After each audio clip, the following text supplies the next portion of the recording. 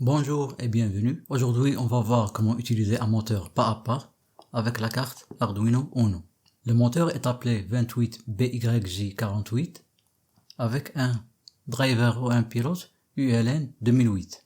Ce moteur que vous voyez sur l'écran, vous connaissez peut-être, c'est un moteur pas à pas utilisé souvent dans les imprimantes 3D et les machines CNC. La différence, c'est qu'ils sont bipolaires, celui que j'ai ici est unipolaire. Comme le nom l'indique, c'est un moteur qui réalise des mouvements angulaires petits et précis. Bien sûr, cela dépend de la qualité du moteur et son nombre de pas. Il est utilisé dans plusieurs applications et contrairement au servomoteur, il est utilisé en boucle ouverte. Je vais maintenant brancher le moteur avec la carte Arduino ou bien avec le pilote qui sera branché avec la carte Arduino. Bon, le moteur maintenant a été branché. J'ai ajouté cette petite flèche ici pour voir que le moteur tourne et on va voir le premier code. Bon, voici le premier code. Ici, on a la librairie du moteur pas à pas, stepper. Ici, on doit déclarer le nombre de pas d'après la fiche technique. Ici, j'ai 2050 et ici, on déclare l'instance du moteur. Je l'ai appelé moteur PP avec nombre de pas et les broches utilisées. Cette fonction permet d'établir la vitesse. J'ai utilisé 5. Mon moteur peut aller de 1 à 10. Ça dépend de votre moteur et du driver utilisé. Donc dans la boucle, ici au début on fait 500 pas dans un sens et puis 1200 pas dans l'autre sens avec des vitesses différentes. Ici j'ai choisi 10 puis elle revient à 5. Donc je vais maintenant téléverser ce code et on va voir le résultat.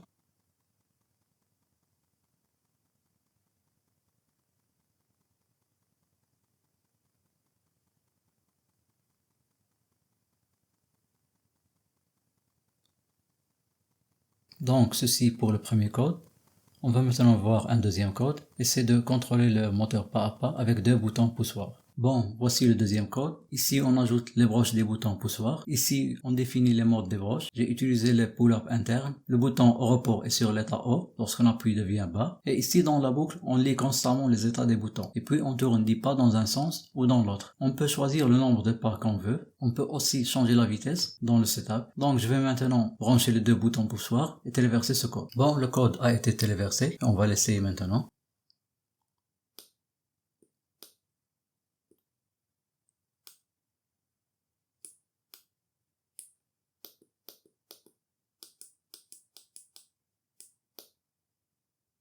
Et ici, pour finir, on a un troisième code. Cette fois, on va ajouter un potentiomètre pour régler la vitesse. Donc ici, on définit la broche du potentiomètre. C'est 0 pour A0. Puis on a la variable vit pour vitesse. Ici, on lit constamment la sortie du potentiomètre qui va de 0 à 1024 et on la ramène à 1 à 10 par cette fonction map. Et la vitesse du moteur pas à pas devient cette variable vit qui dépend bien sûr du potentiomètre. Et ici, au lieu d'utiliser 10 pas, j'ai utilisé seulement 1. Donc je vais maintenant téléverser ce code.